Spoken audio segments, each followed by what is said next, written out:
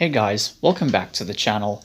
Today I'm going to be reviewing the third book in the Dark Tower series, The Wastelands. So in The Wastelands, after finally assembling his quartet, Roland Deschain, along with Eddie Dean and Susanna Holmes, finally begin their journey to the Dark Tower and encounter all sorts of things along the way. So, it's been a while since I actually reviewed a Dark Tower book, more than 2 years to be exact. Speaking of which, I have reviews for the first two Dark Tower books, that being The Gunslinger and The Drawing of the Three, so you can check those out if you want to. And as for The Wastelands, it's another solid addition to the Dark Tower series, and arguably one of the series' best. So let's get into it.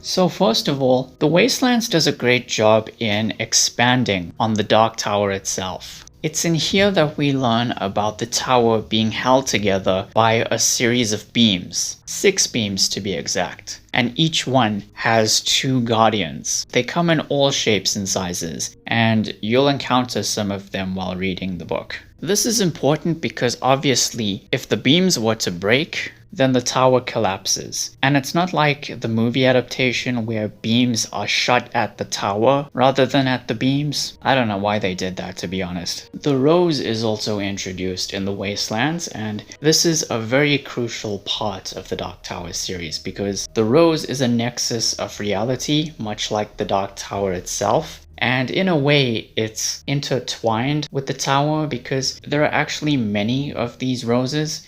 And if they were to be destroyed or plucked, then that in itself would affect the tower. The book also introduces us to Oi, a new member of the quartet. Oi is a billy bumbler. A billy bumbler is essentially, as Stephen King describes it, a cross between a dog, a raccoon, and a badger, and it has a very limited speaking ability. Another significant aspect of The Wastelands is the return of Jake Chambers. The way he's brought back into the fold is actually quite clever, and it raises a lot of questions regarding King's multiverse, since the Dark Tower is such an intricate part of it. It's exciting to see him meet Eddie and Susanna face to face for the first time, and Roland's reunion with him clearly shows that he still has some humanity left in him, even after everything that's transpired. And if you've ever been longing for a proper backstory for Jake, then you've come to the right place. Eddie and Susanna also have some great scenes together, especially since they're romantically involved now. There's also a small community introduced in the Wastelands, where the villagers speak in a dialect that has become synonymous with the series. You know, they say things like, long days and pleasant nights, thank ye sigh, and do ya ken. It sounds weird and it might come off as annoying to some people, but it's just part of the charm of that particular community in my opinion. There's some really cool villains as well. For example, the TikTok man, who's pretty much the leader of his own community. And of course, Blaine the Mono, a demented monorail train. And a train that is actually the subject of a children's book called Charlie the Choo Choo that King wrote under a different pen name. The book itself is referenced not only in The Wastelands, but also in other Stephen King books like Cell. There's also a mystery character that is first established in The Wastelands called the Ageless Stranger. This is somebody that Randall Flagg actually warned Roland about back in The Gunslinger, but to be honest, I have no idea who this is and I'm looking forward to finding out eventually. The climax to this book isn't your typical fantasy epic climax. In fact, don't even expect what you read in the previous Dark Tower books. And on top of that, the book ends on a hell of a cliffhanger. And just be grateful that you get to pick up right where that cliffhanger left off at the beginning of Wizard and Glass, which is book 4. Because back when The Wastelands came out, people had to wait 6 years just to find out what happened next.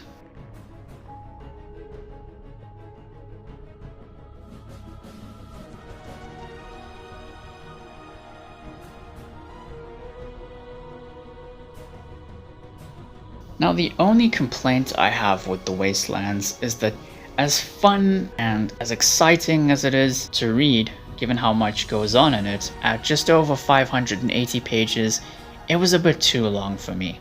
But you know, that's largely due to King's obsession with putting astronomical levels of detail into the descriptions of everything. Had it been 100 pages shorter, I think the pace would have been tightened a bit. But other than that, this book's incredible.